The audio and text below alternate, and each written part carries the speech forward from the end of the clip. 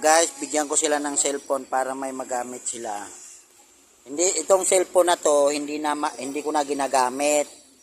Cellphone to ng kapatid ko, binigay sa akin kasi hindi na niya rin ginagamit. Hindi naman nagagamit. Ibibigay ko na lang sa dalawang kambal. O, sa inyo na yan ha.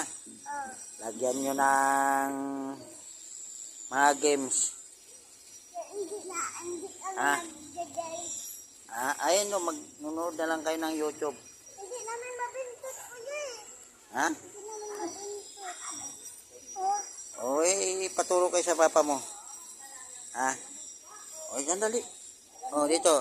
Ano gawin? Sabihin nyo. Salamat. Thank you. Ingat kayo lagi, kambal ha.